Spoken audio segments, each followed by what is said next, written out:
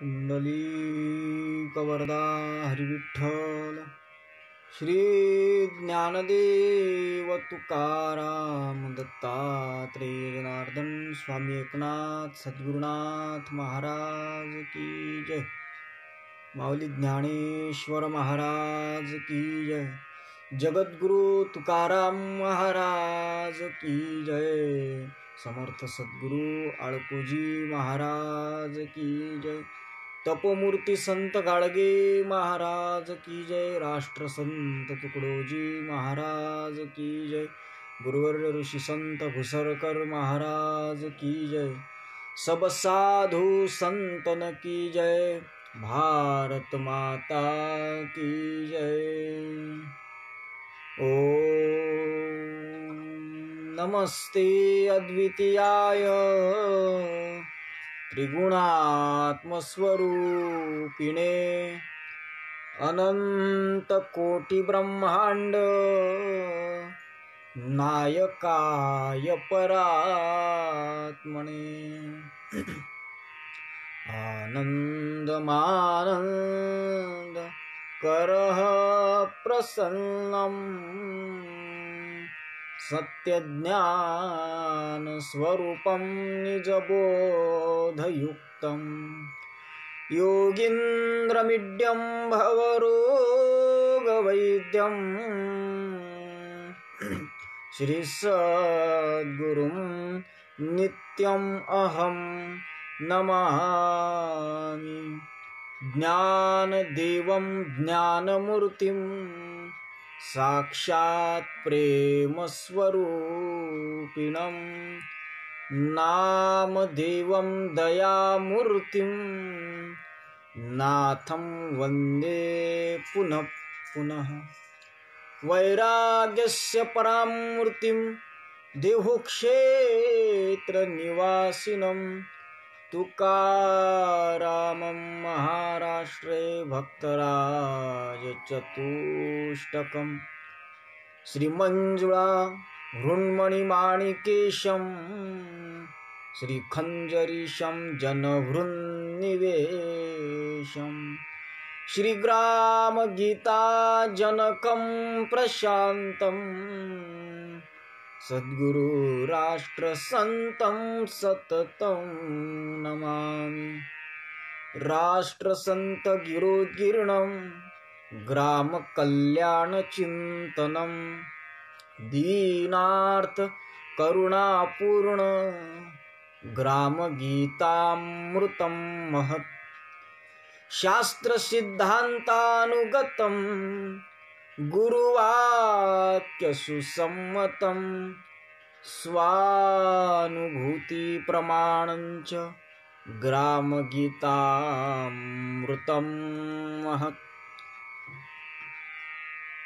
विदर्भी गर्जिली जयांची समन्वयी वाणी वाल्मिकी राष्ट्रसंत अनुचर महर्षी म्हणोनी आपुलिया कवन प्रवचने राष्ट्रधर्मा जागवितो ऐशा संतवरा गुरुवरा श्री घोसरकरा वंदितो ऐशा संतवरा गुरुवरा श्री घोसरकरा वंदितो। सद्गुरुनाथ महाराज की जय। है प्रार्थना गुरुदेव से यह स्वर्ग सम संसार हो, अति उच्चतम जीवन बने परमार्थमय व्यवहार हो। ना हम रहे अपने लिए हमको सभी से गर्ज है, गुरुदेव यह आशीष दे जो सोचने का फर्ज है। सद्गुरुनाथ महाराज की जय। परम पूजनीय श्री गुरुदेव विश्व माऊली ज्ञानेश्वर महाराज, प्रचार रत्न संत नामदेव महाराज, शांती ब्रह्म संत एकनाथ महाराज, वेदांना लोक भाषेत आणणारे अधिकृत अधिकारी संत जगद्गुरु तुकाराम महाराज, तपोमूर्ती संत गाडगे बाबा, मानवतेचे महान पुजारी ब्रह्मलीन वंदने राष्ट्रसंत तुकडोजी महाराज आणि सद्भाविक सज्जन हो. गेल्या 9, 10, 17 पासून आपण सामुदायिक प्रार्थनेच्या संबंधाने चिंतन करत आहोत. जवळजवळ 5-6 चिंतन आपण एकाच श्लोकावर पाहत आलो आहोत आणि आता याच श्लोकाच्या उत्तरार्धातल्या शेवटच्या ओळीकडे आपण वळत आहोत, जी ओळ आहे, गुरुदेव यह आशीष दे जो सोचने का फर्ज है. काल आपण पाहिलं की सर्व प्राणी मात्राशी एकात्मता साधने, सर्व लोकांच्या हिताचं चिंतन करणे, अर्थातच आपलं जीवन सामुदायिक करणे, जीवनाला सामुदायिक वृत्ती मध्ये रममान करणे, सर्व भूतांच्या हिताकरिता रत असणे, याचं नाव आहे सगळ्यात सोपा परमार्थ आणि परमार्थमय व्यवहार. सोपी परमार्थमय व्यवहार. पण हा व्यवहार जो परमार्थमय व्यवहार आहे, हा आपल्या प्रत्येकाच्या हातून घडावा,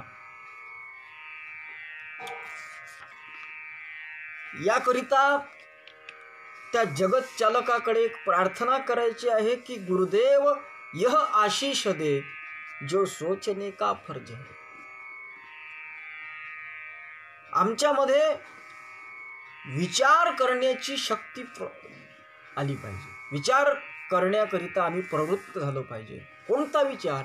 तर जो विचार गेल्या 10 प्रवचनापासून आपण पाहत आहोत, हा सगळा विचार आमच्या अंतःकरणामध्ये दृढमूल होण्याकरिता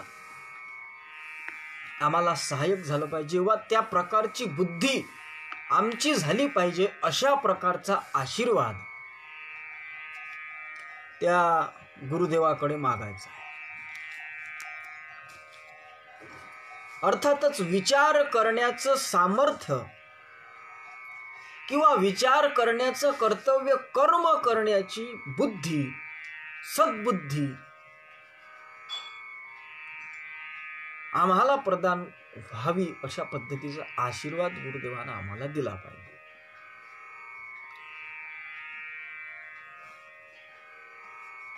आता रोज आपण सकाळच्या सामुदायिक ध्यानामध्ये म्हणतो, हे गुरुदेव हम सबको सद्बुद्धी दे, सत्कर्तव्य करने की प्रवृत्ती दे, सच बोलने का अभ्यास दे आणि सत्स्वरूप का ज्ञान दे. या पद्धतीने आपण बुद्धी मागत असतो. त्याच पद्धतीने या ठिकाणी सद्बुद्धीची याचना अशा स्वरूपाची केलेली आहे व ती सद्बुद्धी आम्हाला प्राप्त व्हावी, विचार करण्याची या पद्धतीचा आशीर्वाद या ठिकाणी मागितलेला आहे. वास्तविक विचार जर केला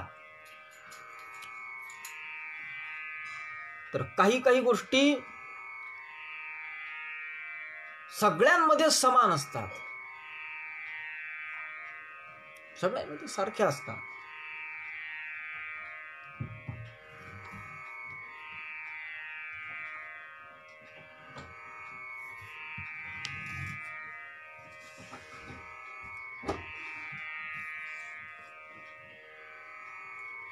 सगळ्यामध्ये काही गोष्टी सारख्या असतात. अर्थातच एकनाथी भागवतामध्ये नाथ महाराजांनी सांगितलंय, आहार निद्रा भय मैथुनंच, आहार निद्रा भय मैथुनंच सामान्य एतत् पशुभिः नराणां ज्ञानो हि तेषाधिको विशेषो ज्ञानेन हीनः पशुभिः समाना. आहार निद्रा भय मैथुन सर्व योनीसी समसमान, परी मनुष्य देहीचे ज्ञान अधिकची आहे. किंवा लहर की बरखेच्या भाषेमध्ये जर बोलायचं झालं तर खाना पिना मजा करना येतो पशु भी जानते, मानव जन्म कुछ और है, बिरले उसे पहचानते. चिर सत्य क्या और नित्य क्या, वह है कहा कैसे मिले, इसको समझ कर रम गए, वे ही कहे जाते भले. अर्थात आहार आहे, निद्रा, मैथुन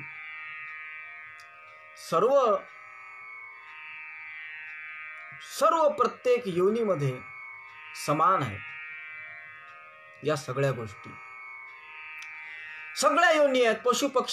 पशुपक्ष्वादिकांच्या योनी असतील, मानवादिकाच्या योनी असतील, या सर्वांमध्ये आहार भिन्न भिन्न घेत असेल, वेगळ्या वेगळ्या प्रकारचा आहार घेत असतील, पण आहार मात्र प्रत्येक सजीव प्राणी घेतो. आहार आहे. निद्रा ज्याच्या ज्याच्या पद्धतीनं, कोणी दिवाणावर झोपणार आहे, बेडवर झोपणार आहे, कोणी जमिनीवर झोपणार आहे, कोणी पाण्यामध्ये मासा झोप घेतो कैसा, कोणी पाण्यामध्ये झोपणार आहे. वेगळ्या वेगळ्या जीवाचे, कोणी गोठ्यात झोपणार आहे. आपल्या आपल्या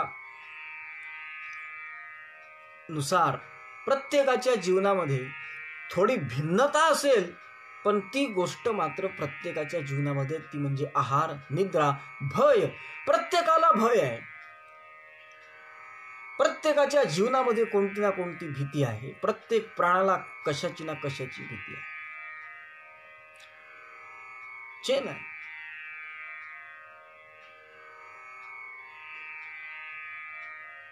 प्रत्येक जण कुठं ना कुठं तरी कोणाला ना कोणाला तरी भीतोय. प्रत्येक प्राणी. आहार, निद्रा, भय, मैथुन सर्वच प्राणी, पशुपक्ष्वादिकांमध्ये, मानवामध्ये, सगळ्यांमध्येच सुद्धा मैथुनाच्या संबंधानं सुद्धा समत्व आहे. त्या करण्याच्या पद्धती भिन्न असतील, पण या चार गोष्टी मात्र प्रत्येकामध्ये समान आहे, समसमान. परी मनुष्य देहीचे ज्ञान विशेष आहे किंवा अधिक आहे. पण माणसाचा जर विचार केला तर माणसाला बुद्धी आहे. आणि म्हणून माणसाचं वेगळेपण जर कशावरून ठरत असेल तर मननत मनुष्यत्वाम. मनन करणं, कुठल्याही गोष्टीचं चिंतन करणं, कुठल्याही गोष्टीचा विचार करणं, याच्यामध्ये त्याचं मनुष्यत्व दडलेलं आहे. आकृती, शरीराची आकृती असणे, हात पाय नाक कान डोळे असणे म्हणजे माणूस नाही. तो नुसतं प्रकृतीचा माणूस झाला, पण प्रवृत्तीचा माणूस असावा लागतो. आणि म्हणून मनन जोपर्यंत घडत नाही तोपर्यंत तो मनुष्य म्हणण्यास पात्र ठरत नाही.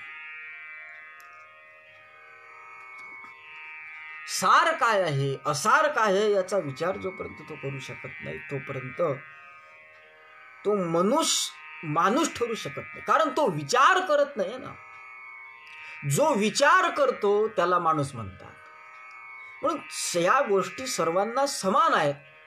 आहार, निद्रा, भय, मैथुन सर्व योनीमध्ये समसमान आहेत.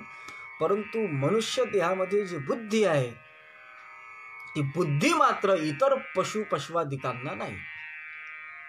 आणि म्हणून फक्त माणसाकडे ती बुद्धी असल्यामुळे माणूस हा विशेष आहे. आणि माणूस हा विशेष असल्यामुळे समर्थ रामदासासारखे साधू संतांनी सुद्धा दासबोधाच्या माध्यमातून सांगितलं आहे की विचार पाहेल तो पशु, विचार पाहेल तो पुरुषू, आणि त्याच्या उलट विचार न पाहे तो पशु. जो विचार करतो तो माणूस आहे, आणि जो विचार करत नाही तो पशु आहे. नाथ भागवतामध्ये नाथ महाराजांनी सुद्धा तेच सांगितलंय की ज्ञानोही तेशा अधिको विशेषो, आणि त्याच्या व्यतिरिक्त ज्ञानेन हीन पशुभी समान. ज्ञानहीन बुद्धिहीन जो आहे तो पशु सारखा आहे. जे मुलं, तरुण मुलं, मी प्रामुख्याने उल्लेख करतो, नहीं ध्यान नहीं मंत्र न गीता, पशु समान ही रहते रे, घर घर चारित्र नीति सिखाओ रे, महाराज म्हणतात. अर्थात माता पिता है बड़ा खिलौना, उनका कहना न माने, दे पैसा जाता हूं सिनेमा उल्टी उनको ताने. ये देखो छोटे से बालक कहीं नम्र नहीं होते, नहीं ज्ञान नहीं मंत्र न गीता, पशु समान ही रहते रे, घर घर चारित्र्य नीती शिकाव. अर्थातच ही चारित्र्य नीती ज्यांच्याकडे नाही ते पशु आहे, आणि ही चारित्र्य नीती येण्याकरिता बुद्धीची आवश्यकता आहे. आणि म्हणून तुकडोजी सोचने का फर्ज म्हणजे काय, तर त्या प्रकारची सद्बुद्धी आम्हाला प्राप्त झाली पाहिजे. आणि त्याकरिता राष्ट्रसंत तुकडोजी महाराजांनी त्या गुरुदेवाकडे मागणी केली आहे की हे सोचने का फर्ज आहे. या सोचण्या, या विचार करण्याचं कर्तव्य आमच्या ठिकाणी होण्याची बुद्धी व्हावी, असा आशीर्वाद गुरुदेव यह आशिष दे, असा आशीर्वाद आम्हाला गुरुदेवाने द्यावा. म्हणून मग कधी कधी नवल येत होतो, म्हणजे माणूस कशाला म्हणतात त्या संबंधानं मी थोडं बोलतो. नवल येत होतो कधी कधी ज्यावेळेस मी राष्ट्रसंत तुकडोजी महाराजाचं ते भजन ऐकत होतो, माणूस द्या मज माणूस द्या, ही भीक मागता प्रभू दिसला. किंवा या देशामध्ये इतकी तरुणाची गर्दी असताना स्वामी विवेकानंदासारखा एक महात्मा म्हणतो की मला फक्त 100 तरुण द्या, मी या देशाचं चित्र बदलवून दाखवेल. स्वामी विवेकानंदासारखा साधू 100 तरुण मागतो, ज्या देशामध्ये इतकी लोकसंख्या होती त्या काळामध्ये, ज्या काळामध्ये 50 कोटी लोकसंख्या या देशाची राहते, त्या काळामध्ये जगद्गुरु राष्ट्रसंत तुकडोजी महाराज नावाचा एक साधू या देशामध्ये माणूस द्या मज माणूस द्या अशी भीक मागताना परमात्मा दिसला, ज्यानं हे विश्व निर्मिले, ज्यानं प्रत्येक माणसाला ईश्वरे जग केले निर्माण. अर्थातच या जगातला प्रत्येक घटक ज्यानं निर्माण केला आहे त्यातला एक घटक म्हणजे माणूस. त्याच स्वतः निर्माण केलेल्या माणसाची भीक मागताना त्या तुकडोजी महाराजांना देव दिसल्याचा उल्लेख तुकडोजी महाराज करतात. अर्थात या देशात साधूला वा देवाला माणूस सापडत नाही, 50 कोटी लोकसंख्या असताना. किती आश्चर्याची गोष्ट आहे. माणूस नाही असं नाही, माणसाची तर वानवा नाही, पण माणसामध्ये मानवतेचं मात्र कमतरता आहे, माणुसकी नाही आहे. कारण आम्ही संतांचे विचार मानत नाही. आणि खरंच सांगतो, माणुसकी जर जागृत व्हावी असं वाटत असेल तर ती एकाच गोष्टीमुळे होऊ शकते, जागूया आपुल्या माणुसकीला, बंधूंनो प्रार्थने चला. त्याचमुळे माणुसकी जागृत होऊ शकते. तुमच्यातली मानवता जर जागृत करून घ्यायची असेल तर त्याकरता बंधूंनो प्रार्थने चला, जागूया आपल्या माणुसकीला, प्रार्थना करा, हरिपाठात जा, सद्ग्रंथाचं पठन करा, त्यावेळेस तुमची बुद्धी. मला एक दृष्टांत सांगायचा आहे की माणसं आहे पण ते माणसं म्हणण्याच्या पात्रतेचे नाहीत. आमच्या साधू संतांनी, आमच्या देवाने माणसाची भीक का मागितली? माणसं कमी होते काय? कमी नव्हते. पण दृष्टांत सांगतो म्हणजे लक्षात येईल. उन्हाळ्याच्या सुट्टीमध्ये एका जहाजावर काम करणाऱ्या एका कॅप्टननं काय केलं की उन्हाळ्याच्या सुट्टीमध्ये एक विरंगुळा म्हणून एक चिंतन आपल्या मित्रांच्या सोबत चर्चा केली आणि सांगितलं की गड्या आता सुट्टीचा वेळ आहे, आपण थोडीशी एक सहल म्हणून जहाजामध्ये प्रवास करण्याकरिता जाऊ, फिरण्याकरिता जाऊ. त्याचे 4-5 मित्र एका ठिकाणी आले आणि त्याचा एक मुलगा लहान, ते सगळेजण गेले. आणि काय झालं की जात असताना पाण्याची बॉटल मात्र ते त्यांच्या रूमवर विसरून गेले आणि लोक समुद्रामधून जहाजाचा प्रवास करायला लागले. तो जात असताना, ते प्रवास करत असताना काय झालं की जाता जाता जाता जाता उन्हाळ्याची वेळ होती, त्यातल्या काही लोकांना तहान लागली. सगळे लोक म्हणले, अरे आता काय करावं, तहान लागली आहे आणि आपल्याकडे पाण्याची व्यवस्था अशा पद्धतीची नाही. पाणी होतं पण बॉटल त्या रूमवर राहून गेली. आता नेमकं करावं तर काय करावं, कारण पाणी पाहिजे. तहान खूप लागली आहे, खूप घसा कोरडा पडलाय. आणि त्या असा आरडाओरडा त्यांचा चालू असताना तो जो लहान मुलगा त्यांच्या सोबत होता, एक तो म्हणाला, तो त्या कॅप्टनचा मुलगा, तो बाबा हे काय मूर्ख लोक तुम्ही याच्यात बसून आणले, यांना अक्कल नाही का? एवढं मोठं समुद्रामध्ये इथं पाणी उपलब्ध आहे, जहाज उभं करून जर काही पाणी वर घेऊन ते पिण्याचा प्रयत्न केला तर यांची तहान भागू शकते. मूर्ख लोक पाणी नाही म्हणतात. बॉटल राहिली रूमवर तर काय झालं, यातलं थोडं पाणी घेऊ शकतो ना आपण. त्यावेळेस त्याच्या वडिलांनी त्याला म्हणले, ते मूर्ख नाहीत बाळा, या समुद्रामध्ये पाणी आहे, किती पाणी आहे, समुद्रमापम प्रविशन्ति अद्वत्, त्याची कोणी गणना करू शकत नाही, इतकं पाणी, अमाप पाणी आहे. मात्र त्याच्यामधला एक थेंब सुद्धा पिण्याच्या लायकीचा नाही. म्हणजे समुद्रामध्ये पाण्याची वानवा नाही, परंतु पिण्यास योग्य ते पाणी नाही.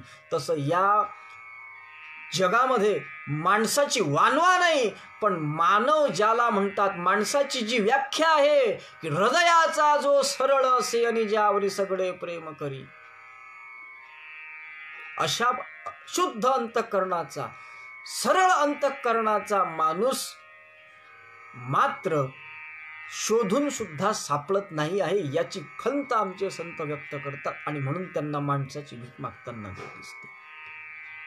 पाणी पिण्याकरता समुद्रातलं जसं योग्य नाही, तसे हे माणसं सुद्धा माणूस म्हणण्याच्या योग्यतेचे नाहीत. म्हणून यांची जी अवस्था झाली आहे ती पशुसारखी झाली आहे. जंबूक, मेंढ्या, कुत्रे, डुकरे बहुत मिळे तरी काय करू, आणि त्यांना शहाणे करण्याकरता मला हवा माणूस मला. त्या माणसाची गरज आमच्या साधू संतांना. आणि म्हणून जो विचार करत नाही तो माणूस असू शकत नाही.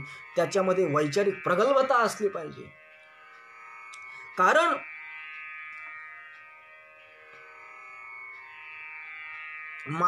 माणसाचं मानुष्यत्व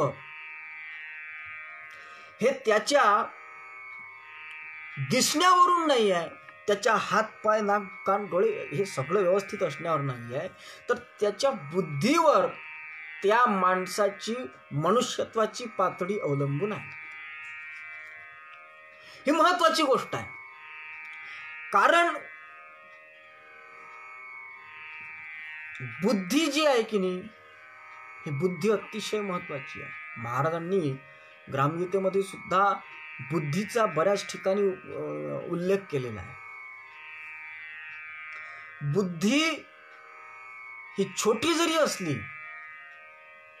बुद्धी हा शब्द छोटा आहे किंवा बुद्धीची व्याप्ती छोटी जरी असली तरी सुद्धा त्या बुद्धीच्या संबंधानं एक चिंतन ज्ञानेश्वर महाराजांनी फार सुंदर ज्ञानेश्वरीमध्ये मांडलं आहे.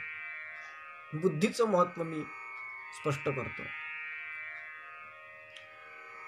जैसी दीपकलिका धाकुटी, ज्ञानेश्वर महाराज ज्ञानेश्वरीमध्ये म्हणतात की जैसी दीपकलिका धाकुटी, परी बहु तेजा ते प्रगटी, तैसी सद्बुद्धी थेकुटी म्हणू नये. दिवा, आपल्या घरामध्ये आपण जो दिवा लावतो, तो दिवा छोटा जरी असला तरी तो पूर्ण खोलीमध्ये प्रकाश पाडल्याशिवाय राहत नाही. दीप कलिका धाकुटी, परी बहुत तेजा ते प्रगटी, पण तिचा उजेड मात्र पूर्ण घराला आपण होऊ शकतो छोट्याशा दिव्याचा. तैसी सद्बुद्धी इथे कुटी म्हणू नये. त्याप्रमाणे ही जी सद्बुद्धी आहे ना, या सद्बुद्धीला सुद्धा आपण थे कुटी नाम छोटीशी आहे असं म्हणू नये. बुद्धी महान आहे.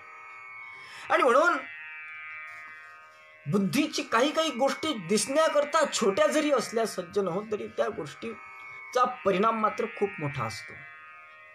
अर्थातच आपल्याकडे एक म्हण आहे,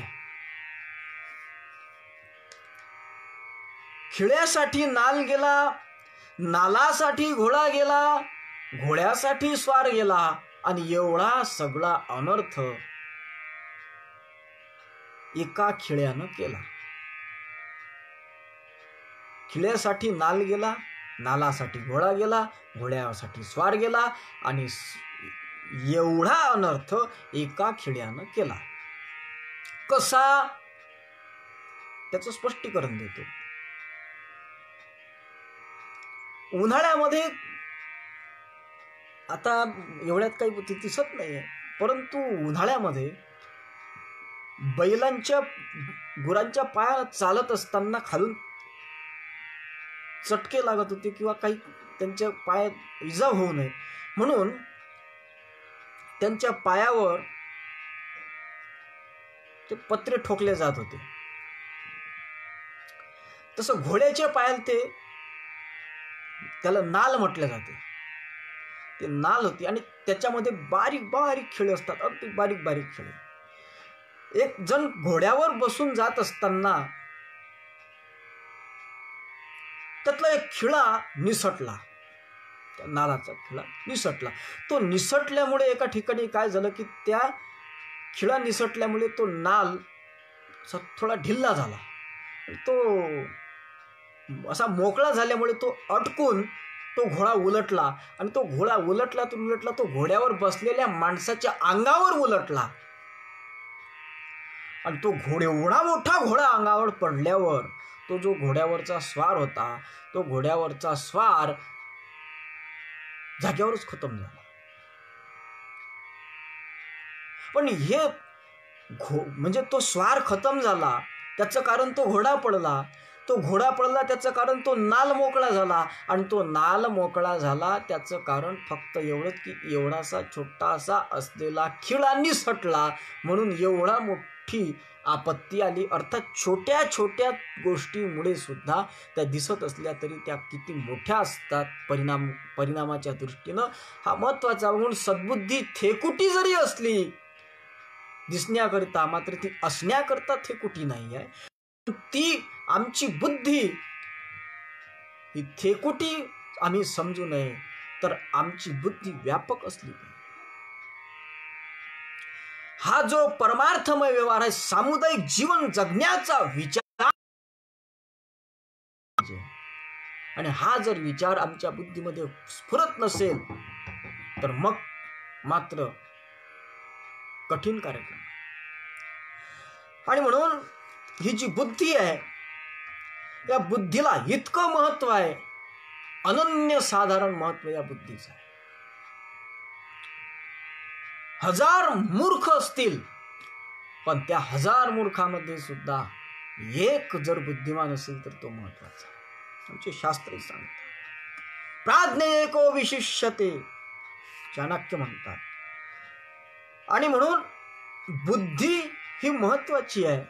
बुद्धी जर आमची नाश पावली ना सज्जन हो, बुद्धी जर आमची नष्ट झाली किंवा बुद्धीचा उपयोग जर योग्य प्रकारे केला गेला नाही, तर मग मात्र आमचा स्वतःचा सुद्धा आत्मनाश होण्यासाठी फारसा वेळ लागतो. काय बुद्धीच्या संबंधानं जर विचार करतो म्हटलं तर भगवद्गीतेमध्ये भगवान गोपाल श्रीकृष्णाने एक चिंतन सांगितलं आहे. गीतेच्या 2ऱ्या अध्यायाच्या 63व्या श्लोकामध्ये भगवान कृष्ण असं म्हणतात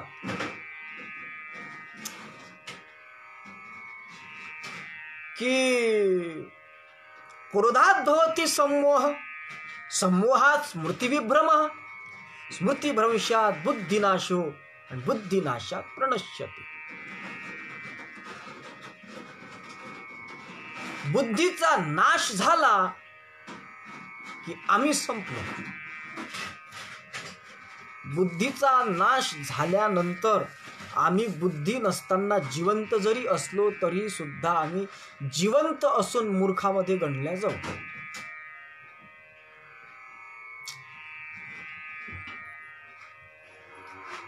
म्हणून बुद्धी अतिशय महत्वाचा एक विषय आहे. आमच्या साधू संतांनी देवाकडे मागत असताना जर काही मागितलं असेल ना, महाराजांनी सकाळच्या सामुदायिक ध्यानामध्ये आपण हे गुरुदेव हम सबको सद्बुद्धी दे, सद्बुद्धी मागितली.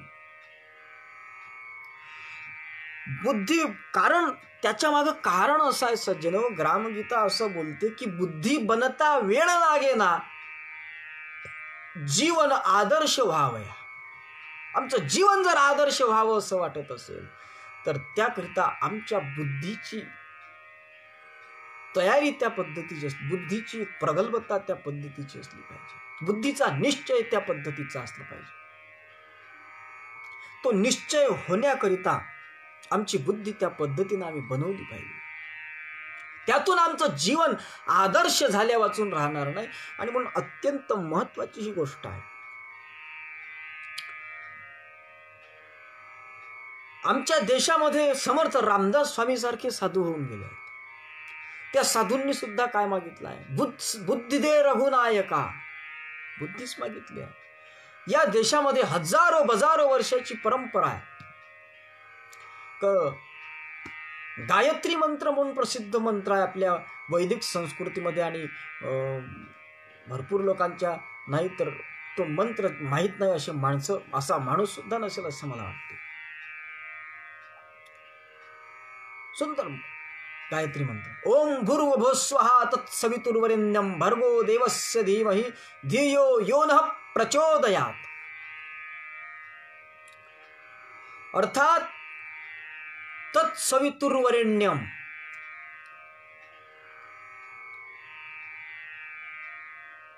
सवितृ म्हणजे सूर्य, तत्सवितृ वरेण्यम, त्यांना मला असा वर द्यावा.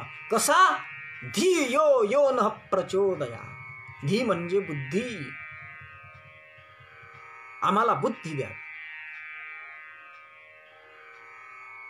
हीच प्रार्थना आमच्या ऋषी मुनींनी केली आहे, साधू संतांनी केली.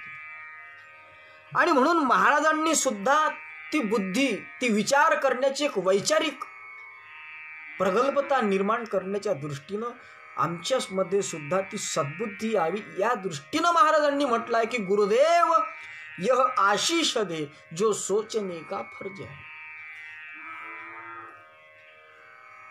आणि मला एक गोष्ट या ठिकाणी सूचित करायची आहे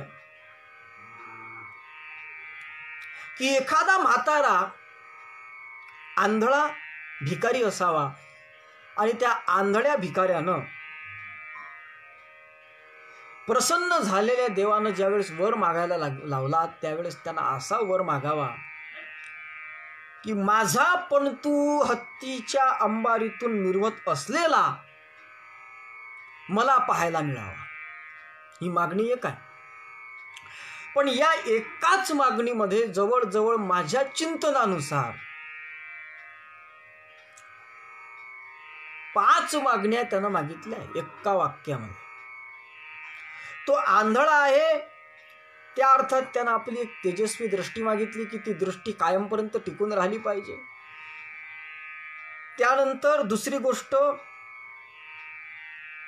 पणतू पाहायचा आहे, म्हणजे नातवाचा मुलगा अंबारीत फिरताना पाहायचा आहे, म्हणजे दीर्घ आयुष्य मागितलं, ते सुद्धा निरोगी.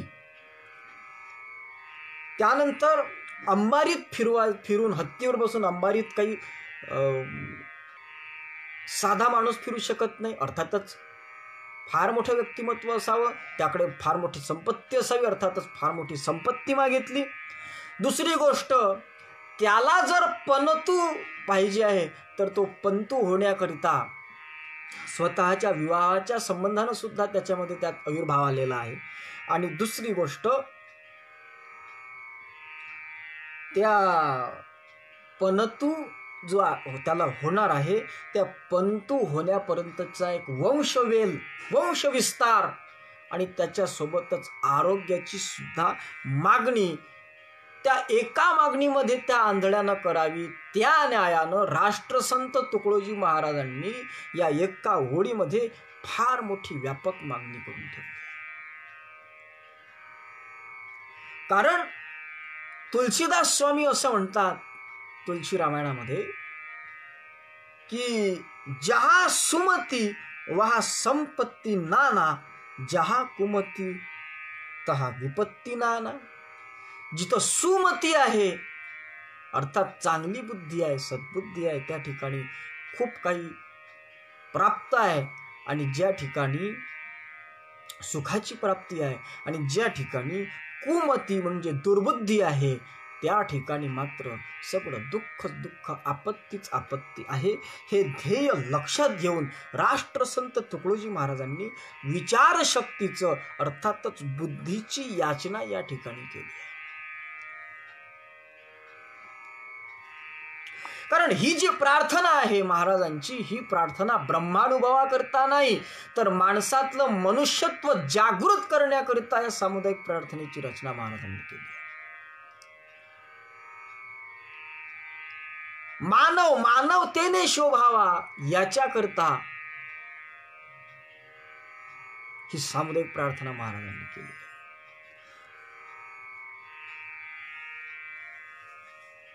म्हणून हा महत्वाचा भाग आहे. वास्तविक पाहता समाजाची जर आपण परिस्थिती पाहिली तर काय वातावरण आहे? जीवो जीवस्य जीवनम. एकानं दुसऱ्याला त्रास होत असेल आपल्यामुळे तरी चालेल, पण आपण मात्र सुखी असलो पाहिजे, आपण मात्र आनंदित असलो पाहिजे. आपल्या दुसऱ्याच्या इच्छा आपल्या इच्छा पूर्ण झाल्यामध्ये मुळे जर दुसऱ्याच्या इच्छा अपूर्ण राहत असतील तर हरकत नाही, पण आपल्या इच्छा मात्र पूर्ण झाल्या पाहिजे. ही संकुचित बुद्धी आपली माणसांची निर्माण झाली आहे की जीवो जीवस्य जीवनम. त्याच्यामुळे आपण सगळे दुःखात आलो. पण एक गोष्ट लक्षात ठेवली पाहिजे, आमचे संत सांगतात की सामुदायिक वृत्तीविण जगी टिकेल प्राणी कोण. जोपर्यंत आम्ही समूहाचं कल्याण कशामध्ये आहे याचा विचार करणार नाही आणि समूहाचं कल्याण करण्याच्या दृष्टीनं पावलं उचलणार नाही, तोपर्यंत आमचं स्वतःचं सुद्धा कल्याण होऊ शकत नाही, नाही होऊ शकत. सामुदायिकतेच्या अभावामुळे कितीतरी गोष्टी, कितीतरी मोठे मोठे लोक नाश पावले. मोठे मोठे प्राणी, हत्तीसारखे प्राणी, त्यांच्यावर सुद्धा संघटनेच्या माध्यमातून काही शिल्लक प्राणी त्यांच्यावर यश मिळवू शकतात.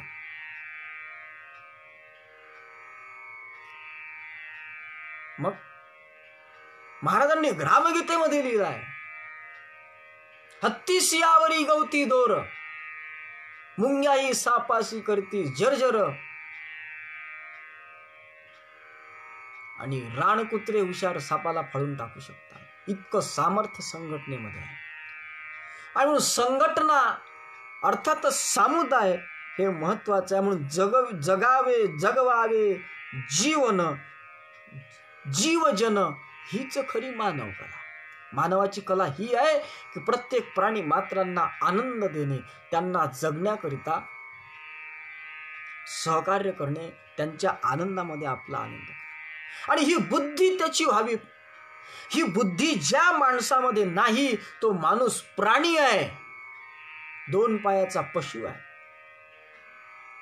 कारण मनुस्मृती नामक ग्रंथ आपल्या देशामध्ये विवादात्मक ग्रंथ आहे, परंतु त्याच्यातले सुद्धा एक मला आवडलेला आहे की बुद्धिमस्तु नरा श्रेष्ठ. सर्व बुद्धिमान प्राण्यांमध्ये मानव हा सर्वश्रेष्ठ प्राणी आहे असं तो मनू म्हणतोय. अर्थातच मनुष्य जो आहे, योगी अरविंद घोष म्हणून आपल्या भारतीय संस्कृतीमध्ये फार मोठा महात्मा होऊन गेला. अरविंद घोष बाबू, ज्याच्या ग्रामगीतेमध्ये सुद्धा फोटो आला. त्या बाबू अरविंद घोष असं म्हणतात, मानव मूल्य त्याच्या व्यक्तित्वात नाही आहे. माणसाचं मनुष्यत्व हे त्याच्या व्यक्तित्वात नाही आहे, तर विशाल आदर्शाची तहान त्याच्या हृदयामध्ये ज्यावेळेस असते त्यावेळेस त्याचं खरं मनुष्यत्व सिद्ध होते आणि त्यावेळेस तो माणूस खऱ्या अर्थानं थोर ठरत असतो. ज्या वेळेस त्याच्या अंतःकरणामध्ये व्यापक बुद्धी आहे. व्यापक बुद्धी असलेल्या लोकांचा त्याच्या डोळ्यासमोर आदर्श आहे, त्यावेळेसच तो माणूस श्रेष्ठ ठरत असतो, अन्यथा नाही. महात्मा फुलेंनी सुद्धा फार सुंदर अशा पद्धतीचा विचार मांडला की निर्मित्याने मानव प्राण्यास सारासार विचार बुद्धी देऊन त्याला सर्वांमध्ये श्रेष्ठ केला आहे.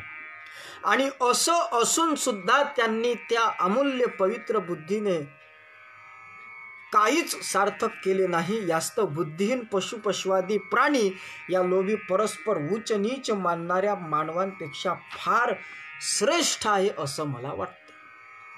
काय सुंदर विचार. कारण सज्जन हो, महत्वाची गोष्ट बोलतो, दुसऱ्याला सुख देण्याची बुद्धी, दुसऱ्याचं हित करण्याची बुद्धी, दुसऱ्याला आपल्यासारखंच समजण्याची बुद्धी, जी बुद्धी आहे की नाही, ही बुद्धी, ही वृत्ती, ही शक्ती, या सगळ्या गोष्टी तुमच्या आमच्या अंतःकरणात असणे, यालाच खऱ्या अर्थानं मानवता असं म्हटलं गेलं. मनुष्यत्वाची सिद्धी मानवतेशिवाय ठरू शकत नाही. आणि म्हणून ती सिद्धी ठरण्याकरिता, ती सद्बुद्धी तुमच्या आमच्यामध्ये निर्माण होण्याकरिता गुरुदेव यह आशीष दे जो सोचने का फर्ज है. आपण जे 7-8 दिवसापासून चिंतन करत आलो, हे जे चिंतन आपण करत आलो आहो, या हे चिंतन करण्याची सद्बुद्धी, सत्प्रवृत्ती तुम्हा आम्हा सर्व प्राणी मात्रांच्या, मनुष्याच्या सर्वांच्या ठिकाणी यावी, तो आमच्या अंतःकरणाचा स्थायी भाव बनावा, याकरिता वंदनीय राष्ट्रसंत तुकडोजी महाराजांनी या सगळ्या गोष्टीचा परामर्श घेण्याकरिता गुरुदेव यह आशीष दे जो सोचने का फर्ज है, ही प्रार्थना गुरुदेवाकडे. आणि म्हणून जो विवेक बुद्धीने चालतो, ग्रामगीता बोलते, जो विवेक बुद्धीने चालतो, पडलेल्यांशी उचलून घेतो, दुसऱ्यांच्या हितास्तव जातो बडी प्रसंगी. दुसऱ्याच्या हितात जो जाते, आपण जे जे काही करावे त्याने इतराशी दुःख न व्हावे, अहर्निशी ऐसेची वर्तावे आवडे तया. हे ज्याला आवडतं ना त्याला माणूस म्हणतात, हे ज्याला आवडतं ना त्याला सद्बुद्धी प्राप्त झाली असं महाराज म्हणतात. आणि दूरदृष्टीचा विचार धावे, कार्यकारण त्यास ठावे, व्यक्ती ऐसे विश्वसुखी व्हा म्हणून कष्ट करी जना. असा जो वागतो ऐसे करण्याशी जे चुकले, ते मानवची नव्हती भले, आणि मानव देही जन्मासी आले, परी राहिले पशुची ते. ही सामुदायिकत्वाची, सामुदायिक कल्याणाची, सामुदायिक हिताची बुद्धी ज्यांच्या अंतःकरणामध्ये स्फुरत नाही, ते माणसाच्या जन्मात येऊन सुद्धा पशु आहेत. हा ग्रामगीतेनं मोठा सिद्धांत ग्रामगीतेच्या 36व्या अध्यायामध्ये मांडला. म्हणून मानव शोभावा, पण मानवतेने शोभावा. मी बोलून गेलो, दृष्टांत सांगलो, समुद्रामध्ये पाणी किती आहे हे महत्वाचं नाही, पण त्यातलं पाणी थेंबरही पिण्याच्या लायकीचं नाही ना. म्हणून माणसं किती आहेत हे महत्वाचे नाही, पण ते माणसं माणसासारखे आहेत का याचं चिंतन महत्वाचं आहे ना. म्हणून मैथिली शरण गुप्त नामक आपल्या एक हिंदी कवी होऊन गेले, फार मोठे व्यक्तिमत्व होऊन गेले. त्यांनी एका ठिकाणी असं म्हटलं की यही पशुवृत्ती है की आप ही चरे, आणि याच्या उलट वही मनुष्य है की जो मनुष्य के लिए मरे. ही पशुची वृत्ती आहे, आपलं स्वतःचं भलं. गुरुवर्य आचार्य वेरुळकर गुरुजी नेहमी सांगतात की मी अन माझी बय एवढंच वराडलंय, मी अन माझी बय एवढंच वराडलंय. आमचे सप्तखंजिरी प्रबोधनकार, सप्तखंजिरी निर्माते सत्यपाल महाराज, त्यांचे एक सुप्रसिद्ध वाक्य आहे त्यांच्या कीर्तनातलं, प्रबोधनातलं. नेहमी ते उच्चारतात, बरीच लोक म्हणतात, बाल्याची माय, बाल्याचा बाप, आणि 10x10ची खोली. ही जी आमची वृत्ती आहे, ही पशुवृत्ती आहे. आणि या पशुवृत्तीवर आम्हाला मात करायची आहे, ती सद्बुद्धीच्या माध्यमातून. ती सद्बुद्धी छोटी जरी असली तरी ज्ञानेश्वर महाराज म्हणतात की जैसी दीप कलिका धाकुटी, परी बहु तेजा ते प्रगटी, म्हणून सद्बुद्धी थेकुटी म्हणू नये. दिवा छोटा जरी दिसत असला तरी त्याचा प्रकाश मात्र संपूर्ण पसरत असतो. तशी सद्बुद्धी जरी छोटी दिसत असली तरी मात्र तिची व्यापकता अगदी वेगळी आहे. आणि म्हणून आमचं जीवन सामुदायिक बनलं पाहिजे, या पद्धतीचा आशीर्वाद, या पद्धतीनं विचार करण्याचा आशीर्वाद गुरुदेवांना आम्हाला द्यावा. पण एक महत्वाचं चिंतन बोलून जातो, अतिशय महत्वाचा विचार आहे की या संबंधाचा आशीर्वाद गुरुदेवांना आम्हाला द्यावा इथपर्यंत ठीक आहे, पण आशीर्वाद म्हणजे काय? आशीर्वाद म्हणजे फक्त त्यांनी आमच्याकरिता करावं, बोलावं आणि आम्ही त्याच्या विरुद्ध वर्तन करावं, त्याला आशीर्वाद म्हणता येत नाही. ग्रामगीतेनं आशीर्वादाची ही व्याख्या इतकी सुंदर केली आहे. मी असं म्हणतो, जगाच्या पाठीवर जेवढ्या काही व्याख्या असतील त्याच्यामध्ये आशीर्वादाची ग्रामगीतेनं जी व्याख्या केली, मग जगाच्या पाठीवर कुठं सापडली नाही. जवळजवळ 2-2.5 पोते भरतील इतकी पुस्तकं वाचून काढली आहेत, परंतु इतकी सुंदर व्याख्या माझ्या आयुष्यात मी कधी पाहिली नाही आशीर्वादाची, जी राष्ट्रसंत तुकडोजी महाराजांनी केली. अर्थातच महाराजांना हे म्हणायचा की आम्ही जो काही आशीर्वाद मागतो आहोत, अर्थातच त्या आशीर्वादाला आमच्या कृतीची आमच्या प्रयत्नाची जोड दिल्याशिवाय आशीर्वादात्मक जो व्यवहार आहे तो सिद्ध होऊ शकत नाही. नाही नाही हे त्रिवार सत्य आहे. पण आशीर्वादाची व्याख्या करत असताना महाराजांनी आशीर्वादाच्या सोबतच संतांची सुद्धा जे काही आपण आशीर्वाद घेतो आहोत, हे मंत्र घेतो आहोत, त्याच्या संबंधाने ते चिंतन मांडलं आहे की जनी कर्तव्य न करता, ग्रामगीतेमध्ये संत चमत्कार नामक जो अध्याय 31वा अध्याय ग्रामगीतेमध्ये आला आहे, त्यामध्ये महाराज म्हणतात की जनी कर्तव्य न करता, संत लाभ न देती आयता, नुसता त्यांचा मंत्र घेता. लाभ होतो, मोक्ष होतो म्हणू नये. साधूनं दिलेला मंत्र जपल्यानं मोक्ष होत नाही. नुसतं तो साधू काय सांगतो त्याचं आचरण करणं महत्वाचं आहे. त्या दिशेनं वाटचाल करणं आवश्यक आहे. आणि म्हणून आशीर्वादाची व्याख्या करत असताना जगद्गुरु राष्ट्रसंत तुकडोजी महाराज ग्रामगीतेच्या पहिल्या अध्यायात म्हणतात की आमुचे आशीर्वादाचे लक्षण थोरांनी करावे मार्गदर्शन आणि त्यास फळवावे कार्य करून, यासी आशीर्वाद बोलती. जगाच्या पाठीवर जर दुसऱ्या कोणत्या ग्रंथात इतकी व्यापक आणि इतकी यथार्थ व्याख्या आशीर्वाद या शब्दाची असेल तर तुम्ही दाखवून द्या. नाही आहे कुठं. त्यांनी जो आशीर्वाद दिला, महाराजांनी फार सुंदर उदाहरण दिलं आहे की आमुचे आशीर्वादाचे लक्षण थोरांनी करावे मार्गदर्शन, बोध मार्ग उगमोगावा आपण सफल करावा संकल्प. नाही तर मग थोरांनी म्हणावे शतंजीव, आम्ही व्यसने करावी मृत्यू ठेव, अभ्यास न करता बुद्धिमान भव. आशीर्वाद कैसा फळे? हा आशीर्वाद फळाला येऊ शकत नाही. त्यांनी जो आशीर्वाद दिला आहे त्याच्या विरुद्ध जर आमचं वर्तन असेल तर मग मात्र आमचा आशीर्वाद होऊ शकत नाही. आणि मग सज्जन हो, जोपर्यंत प्रारब्धाला प्रयत्नाची जोड नाही, आशीर्वादाला कृतीची जोड नाही, तोपर्यंत त्यांची सिद्धता होऊ शकत नाही. जाता जाता 10 मिनिट शिल्लक राहिले आहेत. त्या 10 मिनिटामध्ये एक सुंदर असा दृष्टांत आमचे गुरुवर्य नेहमी सांगत असत. तो दृष्टांत सांगतो आणि आठवून घेण्याचा प्रयत्न करतो. गुरुजी दृष्टांत सांगत की एक वेळचा प्रसंग असा आहे की टीव्हीवर मुलाखत आली एका शेतकऱ्याची. रेडिओवर आली असेल, रेडिओवर टीव्हीवर जो काळामध्ये असेल कदाचित त्या काळामध्ये एक ॲडव्हर्टाईज आली की त्यानं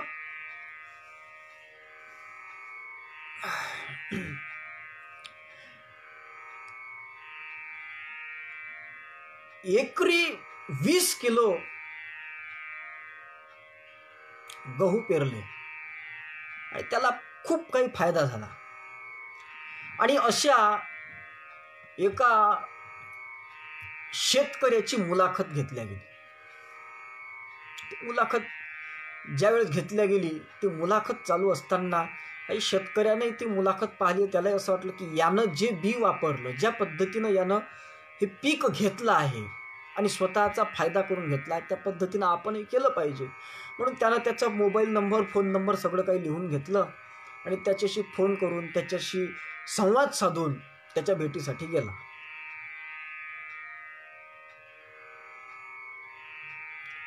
आणि तिथं गेल्यानंतर त्याच्याकडून माहिती घेतली की कोणतं बी पेरलं, कुठून आणलं, त्याची पेरणी कशी केली, काय केली, किती एकरी किती गहू झाला, काय ही सगळी इत्तमभूत माहिती त्यानं काढून आणली. आणि ती काढून आणल्याच्या नंतर घरी आला. घरी आल्यावर त्यानं जे बियाणं सांगितलं होतं, पैशाची जुळवाजुळव केली आणि गेला बी आणण्याकरता.